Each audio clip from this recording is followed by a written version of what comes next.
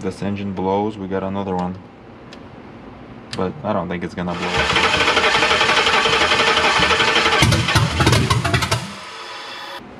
Okay, this is just crazy. Okay, so I'm not sure what happened because I didn't make any changes. Welcome back to the VicZilla build.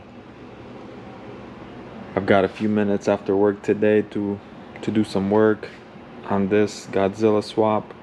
The goal for right now is to put the belts on, put the fan in, put the reservoir, like the coolant reservoir back on, connect the rest of this wiring, which is for AC, put that away, and go from there. Off camera, I kind of worked on the whole intake piping, and I sort of made one of these out of like random pipes that we had laying around from like Canon, and then like the original one here, and I cut them and put them together. So the plan is for it to go like this, and you can see Canon right there, and I'll have the original MAF sensor right there. I hope this is gonna work. The only thing is I'll probably have to trim the hood some more because I'll have to cut more this way, and then sort of this pipe won't clear up until like right here, but the actual filter is gonna be over there. I'm gonna remove the original air box out of there, and then I'm gonna put a cone filter right there. I think that should look pretty cool, but again, I don't know if it's gonna fit, so that's why I want to put the fan in, belts on, fan in, and that way the front end's gonna be complete, you know, like 95% complete, and then I can try this on. But I already tightened it and it's pretty solid. It may or may not work, I don't know, I was just messing around. But the biggest thing is I want the original MAF sensor on there, so that was the whole reason why that was done.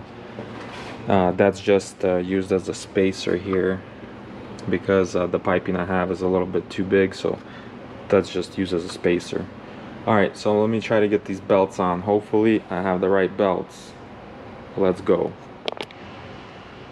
Well, I got one of the belts on. I actually ended up ripping the AC belt accidentally because it was way too tight.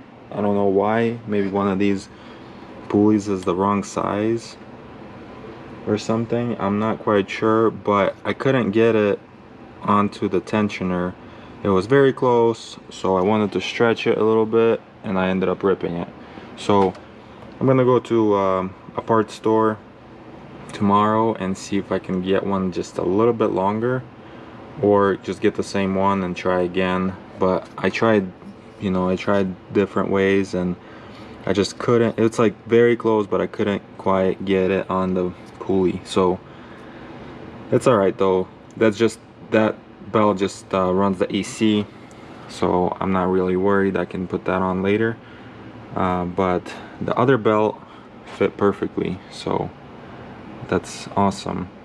So with the belt on, I don't think I'm gonna run it today because I don't have any power steering fluid, and also I'll pick that up tomorrow, power steering fluid, and also I'll get some transmission fluid because it's probably about 3 to 4 quarts low because I spilled a bunch, and the torque converter I drained it completely, so I need to pick some up. And also I'm gonna get some distilled water and fill the radiator with water because I'm pretty sure I'm gonna have to drain it, probably not once but multiple times, because, you know, I've learned from this. I try not to assemble things and all the way. Basically, I don't assemble things all the way because a lot of these things have to come back apart, and I've learned my lesson multiple times in this. So I'll just put water in there for now, and then once it's all complete, I'll drain it. It's no big deal. There's a drain plug on the radiator. I can drain it and put coolant in there. So let's continue. Put the fan in and continue.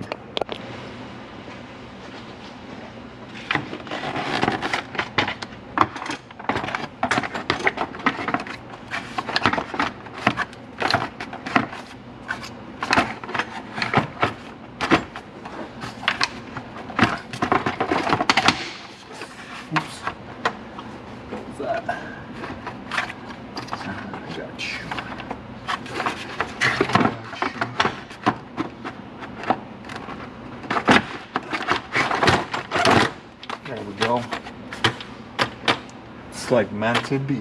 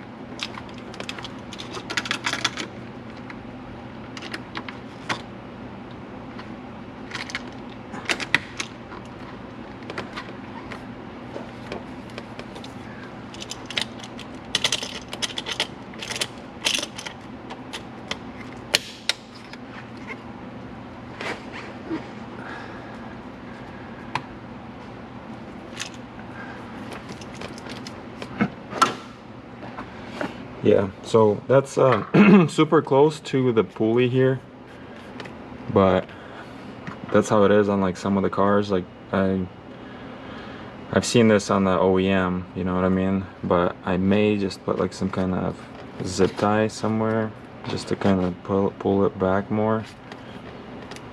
I don't know. I don't think it's gonna be a problem, but we'll see. If it's a problem, then I'll try to get a different hose that sort of loops more this way, sort of like a S shape more, but we'll see. I think it's gonna work for now, but we can always replace hoses in the future. But not bad. So belts on, hoses are connected, fans in, coolant reservoirs back on. Dipstick is still broken,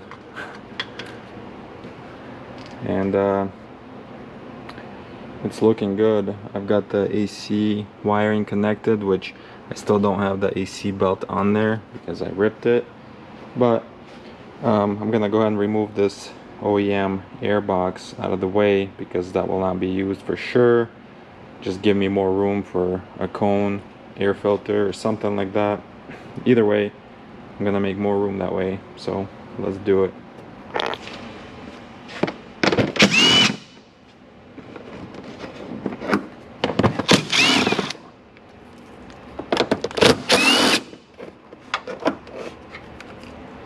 Probably noticed that I'm using a DeWalt today, but that's because I don't have my personal tools here at the shop today. I left them at home, but I use whatever is here. You know, we got DeWalt, we got different kind of tools here all over the shop, so as long as they work, I use them.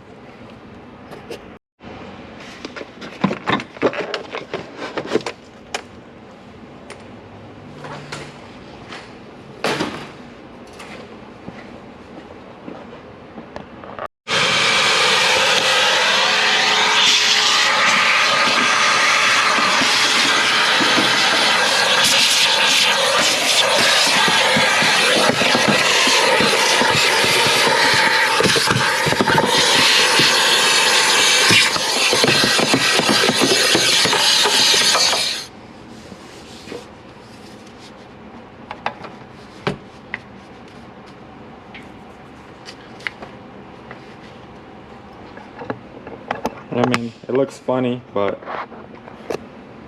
I think it's gonna work. It's just like I said, I'll have to trim the hood even more, but I really don't have another option because the intake and the throttle body sticks out so much, even though, you know, I used the original 4.6 throttle body and I made this adapter because originally, if you know, the throttle body sticks up like, you know, out of 45, and I made it to where it's straight here, but you know, there's just no way around it. I have to, this is the only thing I can think of at the moment. I mean, trimming the hood is no big deal, and also you'll probably be able to see like most of this piping here until it goes down to here. So I may trim this a little bit more, but the sensor is gonna be right there. Hopefully the wire is gonna be too short. Oh man, okay. That wire is gonna be too short, I believe. That's okay, I can extend that, no problem. Alright, so, I mean, it is what it is. K&N, you know. I gotta find a sticker now to put right here for a K&N filter, or for extra horsepowers. Alright, well, let's continue. Today we are back on this 2009 Crown Vic with the Godzilla swap. Picked up some heater hose or coolant hose, whatever you want to call it. And this one is just very thick. It's like a 1-inch hose, you know, and then it goes down to like a 5/8 or something like that here. This one goes down to like a 3/4.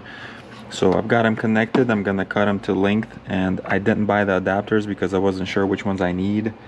So I'm gonna just get some adapters. I was just gonna loop it here, but I'm like, might as well just go ahead and connect it like it's supposed to be. That way, you know, more water is flowing through the system, or coolant, whatever I put in there. I'm putting water in for now, by the way. So I'm gonna try to route these hoses, cut them, and go pick up some connectors. And also I bought some transmission fluid, some power steering fluid, which is the same as transmission fluid. I'll top those off. I'll connect the brakes. I'll connect the steering rod, and fill water into the radiator, and then we can start it and idle it for some more. Some of you in the comments mentioned that it will run better with the MAP sensor connected, and in the last video it was not connected because it was too short, so I'll have to extend that today. And I made this custom hose here, intake, good cold air intake, as you could say, and the MAP sensor is just gonna go right here. Hopefully it's gonna go in the right way. If not, I'll drill some new holes or something like that. And I need to pick up a cone filter, and I think if I trim this a little bit here, the cone filter will fit right in here. It'll be perfect. And then eventually I'll put some kind of shield here to keep the heat in there, you know, away from the filter. Cold air intake, I guess. So I'm gonna get some work done and update in a few minutes. Alright, so the heater core hoses have been installed. It's not the prettiest, but it's gonna work. I don't really like how it's almost kinked over here, the way it routes, but I think once they're full of water and pressurized, I think it's gonna be okay. And over here, I just I couldn't find the right fittings, so this will do for now. Eventually I'll get this fixed up. I just wanted to connect the heater core. This clamp is still loose. I need to tighten that, and then I could pour water into the tank.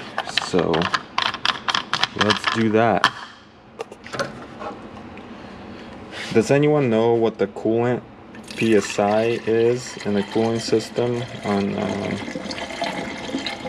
on this engine? Or yeah, I guess it would be on this one. I'm thinking like close to 20 PSI maybe. Comment below if you know what the exact PSI is in the cooling system.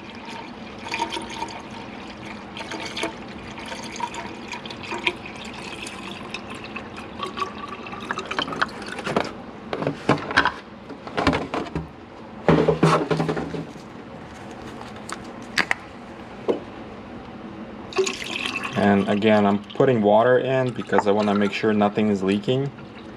And once I know for sure nothing's leaking, then I will replace it with coolant.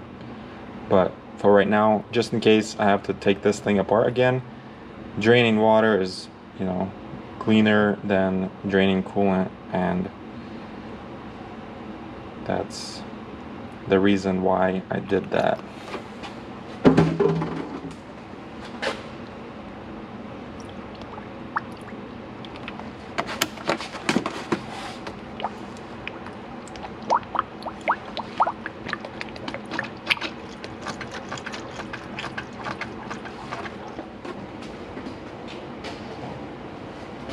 So apparently the original transmission takes the same fluid as the power steering on this car, so I got a couple gallons. I think the transmission holds like 4 or 5 quarts or something like that, but it's not completely empty, so I'm gonna put a few quarts and then check it again when the car is idling and hot. But I know it's low because the torque converter I drained completely, and some of the fluid came out of the transmission itself when I was taking it off and on. So I just want to go ahead and add some and then recheck it later.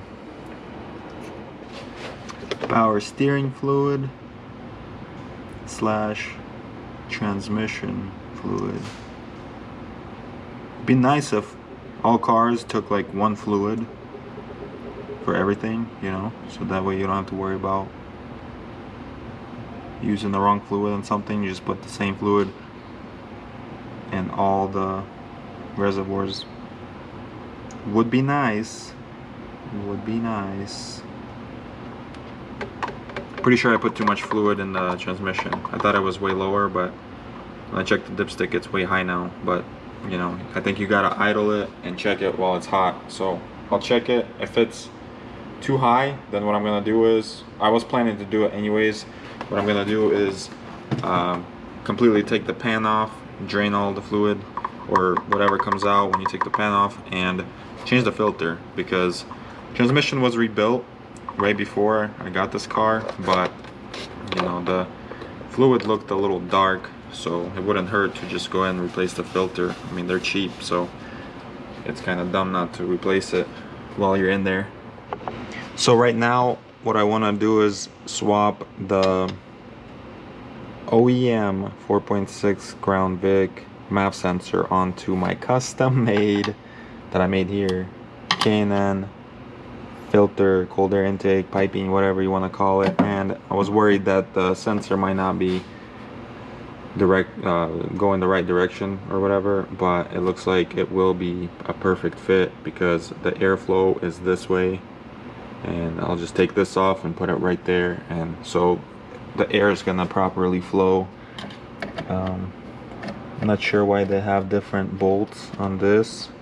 I'm assuming because the thread's probably different, but gotta be careful with the sensor and not drop it because they're probably pricey, and I don't feel like spending any more money on this build. Which, you know, to be honest, I didn't spend that much if you think about it, because I didn't buy like a aftermarket PC or ECU or anything like that. So I mean, I still spent a couple thousand, but you know, like if I would have went with the aftermarket ECU, it would have been like 3,500 bucks or over 3,000 just for that, and I would only run the engine. So I'm really hoping that this is gonna work with the stock PCM. I mean, I've got this far, so might as well keep going.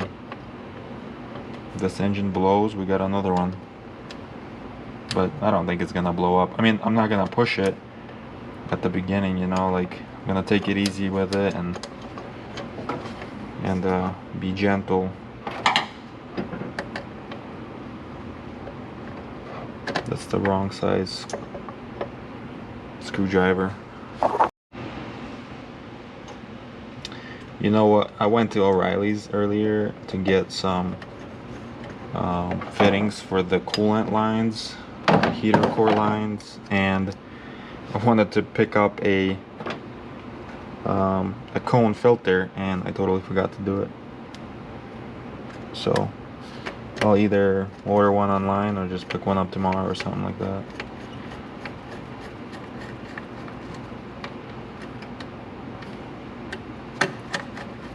It's looking good. I do need to extend the wires,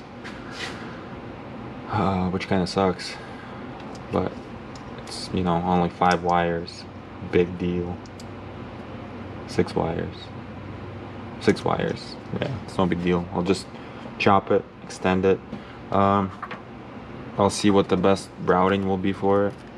I might just go like, I might extend it like a foot or more and just go underneath the alternator and just zip. I'll have more places to zip tie it, and it'll be out of the way, away from the belt, stuff like that. So let me just extend this right now so I can be done up here.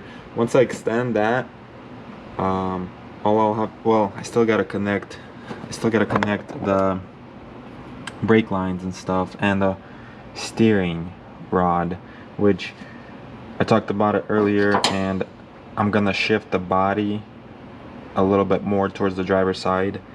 Right now it's not touching the header, but if I shift it, I still have some room on the cab mounts to shift it over more to the driver's side. And when I say shift it more, it's probably going to be like another, you know, 1/8 to a 1/4 inch, if that, and it won't be noticeable or anything like that, and it's still going to be within spec as far as mounting the body to the frame. So that should be good. So I'll connect the brake lines, and the shift cable is still up here. Why is it still up here? It needs to be hooked up. Yeah, so that's another thing. So let me extend this, connect the brake lines back to the reservoir, and go from there. Alright, now the wires are extended for the MAF sensor, and that should be good to go. Eventually, like I said, I will loom the whole harness eventually, but I just don't want to do it right now. I got the brake lines connected. I'm gonna just go ahead and fill it with brake fluid, and I won't get a chance to bleed them today. I want to get everything done under the hood, and then I'm gonna send the car up in the air and connect everything underneath and secure a couple bolts from the bottom, basically the cab, to the frame. I'm not gonna do all of them because there's like 14 of them, but I'm gonna do at least like 4 in the front and like 4 in the rear or something like that, just to hold the cab on while I do, maybe, hopefully, in the next video or two, hopefully do a little idle drive forward and back or something like that. So I'm gonna put the cap on so I don't lose it. Brake fluid is filled, but it's not, the brakes are not bled. So alright, so at this point I have coolant, I have the fluids, all the fluids are topped off. Still don't have a cone filter because I forgot. I can go ahead and start it and idle it for as long as I want, I think, and let it warm up and see what happens. While that's happening, I'm gonna check the transmission fluid, and that's it. Oh man, I really don't like these hoses here, so I'll have to redo that. But everything else is looking like a race car. I still have to modify the hood for this new filter design that I got. There's no other way around it. It just sticks out. Can't go forward anymore because I want to keep the original hood lock latch.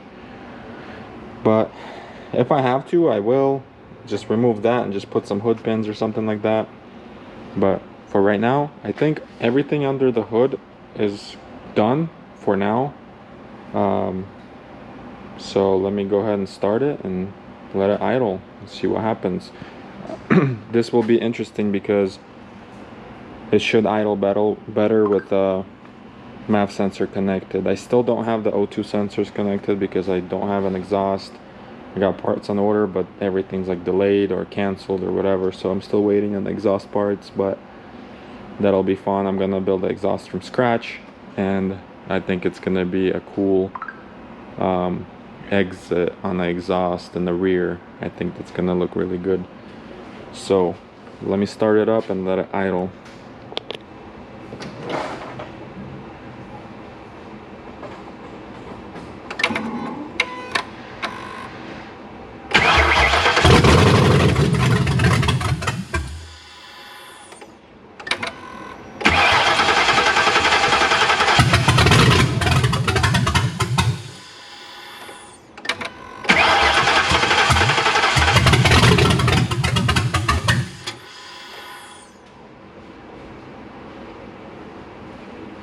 That's interesting.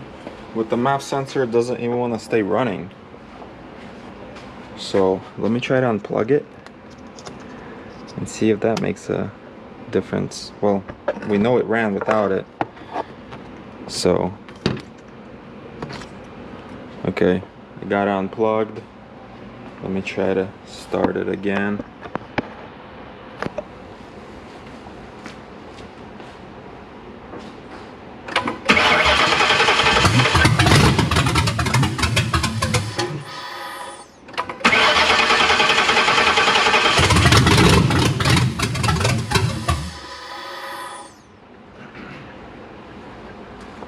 I don't understand what changed. Like, this thing idled flawlessly. What happened? All I did was add the fluids and connected everything up. Well, it's like it shouldn't affect anything. That is weird. I mean, is that because I have like coolant or water in there and the belt? This is interesting. What I'm gonna do is I'm gonna connect the sensor back and then hook up my scan tool, check codes, clear codes, and try to start it again. Okay, so I just cleared the codes, and let me try again. I'm gonna try to start it.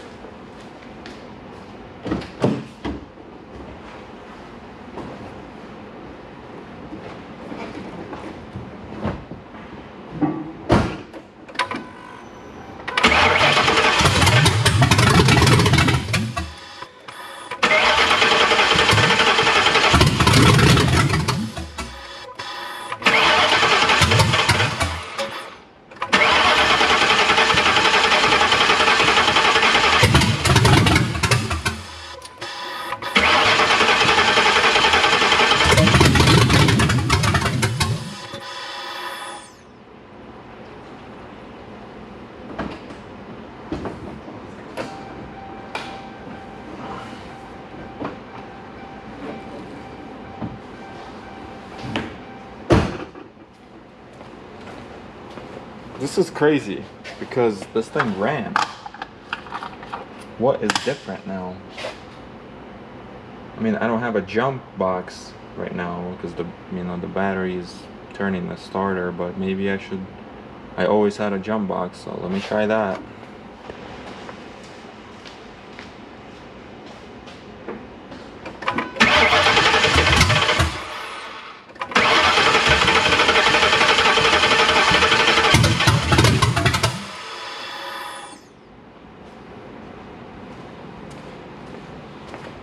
Okay, this is just crazy. Okay, so I'm not sure what happened because I didn't make any changes at all. I just hooked up, coolant lines, hooked up the MAF sensor, and put the fluids in, like topped off the transmission fluid, brake fluid, power steering fluid, put the belts on, and now it doesn't want to run. So I don't know. I'm like wondering what changed, like what caused the change. And I tried to unplug the MAF sensor, just like I didn't have it plugged in before, and it just doesn't want to run anymore. Like doesn't, like, it tries to fire, but it doesn't want to keep running. So this is weird. Like I'm confused right now. So if you have any tips or suggestions, comment below. I'm gonna have to try a few different things. And I mean, the fan's connected, but why would that affect anything? I don't know. I'm gonna try a few things, but I just I don't even know where to start, to be honest, because everything is plugged in just like it was. Like nothing changed. Well, I guess that's it on this one. Stay tuned for the next video, and hopefully we'll get to drive this thing very soon. Later.